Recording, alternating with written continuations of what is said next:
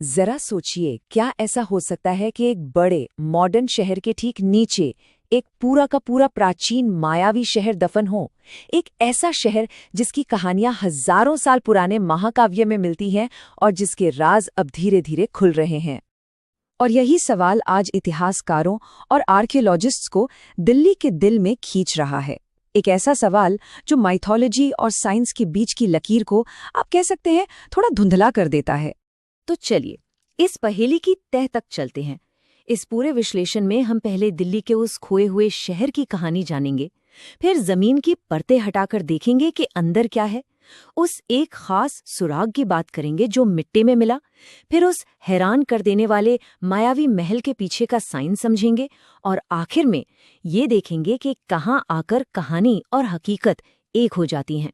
तो हमारी कहानी की शुरुआत होती है एक ऐसे नाम से जो हम सबने सुना है, इंद्रप्रस्थ।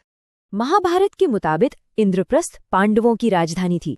कहते हैं कि इसे खांडवप्रस्थ के घने जंगल को साफ करके बनाया गया था। और ये सिर्फ एक शहर नहीं था, ये पावर, प्रोस्पेरिटी और इंसाफ का एक सिंबल था। सदियों से लोगों का ये मानना रहा है कि ये महान राजधानी और कहीं नहीं बल्कि आज की दिल्ली के पुराने किले के नीचे ही है।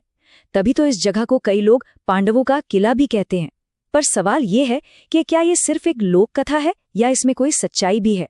इस सवाल का जवाब पाने के लिए हमें कहानियों से निकलकर साइंस की तरफ देखना होगा, जहां आर्कियोलॉजिस्ट्स सच की तलाश में जमीन की एक एक परत हटा रहे हैं।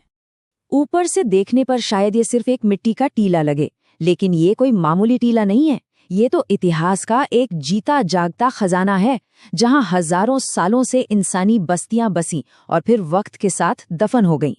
भारतीय पुरातत्व सर्वेक्षण यानी ASI के एक्सपर्ट्स यहाँ बहुत ही ध्यान से काम कर रहे हैं। जमीन की हर परत एक अलग जमाने की कहानी कहती है और उनकी कोशिश है उस सबसे पुरानी परत तक पहुँचने की जो इंद्रप्रस्थ के रहस्य से पर्दा उठा सके। अब तक जो खुदाई हुई है उसमें 9 अलग अलग कल्चरल पीरियड्स मिले हैं। सोचिए, मुगल काल से लेके सल्तनत, राजपूत, गुप्त और मौर्य काल से भी पहले तक के सबूत। ये इस बात का पक्का सबूत है कि ये जगह पिछले 2500 सालों से भी ज्यादा वक्त से लगातार आबाद रही है।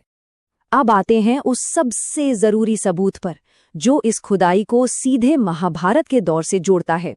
और ये सुराग कोई सोना चांदी नहीं बल्कि मामूली सी मिट्टी से बना है। इन्हें कहते हैं पेंटेड ग्रेवेयर या शॉर्ट में PGW। ये एक खास तरह के मिट्टी के बर्तन हैं जिन्हें एक्सपर्ट्स महाभारत काल की पहचान मानते हैं। मतलब महाभारत में बताई गई जगहों पर जब भी खुदाई हुई है तो ये बर्तन वहां जरूर मिले हैं। और पुराना किला में यही चीज मिली है जिसने सबको चौंका दिया। खुदाई में सबसे निचली परतों में यानी मौर्य काल से भी पहले के लेवल पर ASI को PGW के टुकड़े मिले हैं। ये एक सीधा फिजिकल कनेक्शन है जो इस जगह को महाभारत के दौर से जोड़ता है। जैसा कि ASI के डायरेक्टर ऑफ एक्सकवेशन वसंत स्वर्णकार ने खुद कहा है, PGW के टुकड़ों की खोज ये बताती है कि खुदाई वाली जगह पर महाभारत के दौर में कुछ न कुछ गतिविधियां जरूर हुई होंगी। अब ये एक बहुत बड़ा स्टेटमेंट है जो एक पौराणिक कथा को ऐतिहासिक हकीकत के बेहद करीब ले आता है। तो ठीक है, हमारे पास मिट्टी के बर्तन हैं जो एक प्राचीन कल्चर की तरफ इशारा कर रहे हैं, लेकिन महाभारत सिर्फ बर्तनों की कहानी तो है नहीं, वो तो भव्यता और चमत्कारों की कहानी भी है।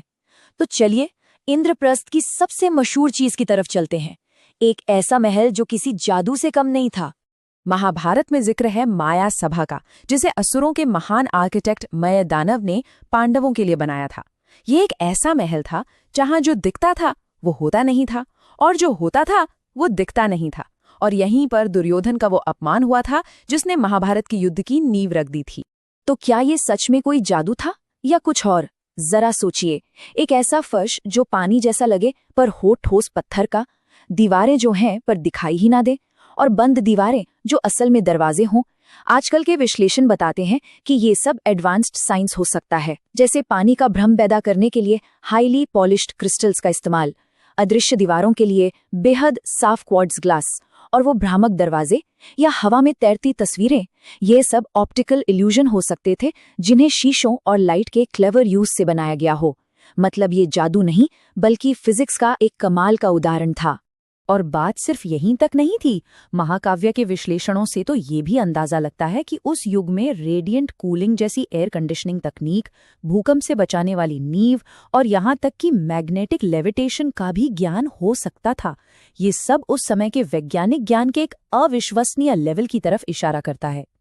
तो अब चलिए सारे सुरागों को एक साथ जोड़कर देखते हैं, कहानी को खुदाई में मिली चीजों के साथ। देखिए, एक तरफ महाभारत हमें इंद्रप्रस्थ शहर के बारे में बताता है और दूसरी तरफ आर्कियोलॉजी हमें ठीक उसी जगह पर एक पुरानी बस्ती दिखाती है जहां से उसी दौर के मिट्टी के बर्तन मिले हैं। ये कनेक्शन बहुत ही मजबूत है। ये स्क्रीन पर जो दिख रहा है, ये सिर्फ मिट्टी का एक टुकड़ा नहीं है। ये 2500 साल से भी पहले यहाँ रहने वाले लोगों की जिंदगी का एक हिस्सा है। ये उस कल्चर का एक ठोस सबूत है जो शायद महाभारत की कहानियों का आधार रही हो। लेकिन हाँ, साइंस में हमेशा सावधानी बढ़ती जाती है। एएसआई का भी यही कहना है कि भले ही सबूत बहुत मजबूत हैं, पर अभी इस जगह को पक्के तौर पर इंद्रप्रस्थ कहना थोड़ी जल्दबाजी होगी। इसके लिए अभी और खुदाई और स्टडी की जरूरत है। और ये बात हमें एक और रोमांचक मोड़ पर ले आती है कि कहानी अभी खत्म नहीं हुई है। आर्कियोलॉजिस्ट अभी तक नेचुरल सॉइल तक नहीं पहुंचे हैं, मतलब जमीन की वो परत जिसके नीचे कोई इंसानी बसावट ना हो। इसका सीधा सा मतलब है कि मौर्य काल की परतों के नीचे और भी गहरे और भी पुराने राज दफन हो सकते हैं। तो जैसे जैसे ये खुदाई और गहरी होती जाएगी, ये सवाल और भी दिलचस्प होता जाएगा। इतिहास और पौराणिक कथाओं के बीच की इस धुंधली लकीर पर जमीन के ठीक नीचे और कौन-कौन सी हैरान कर देने वाली कहानियां हमारा इंतजार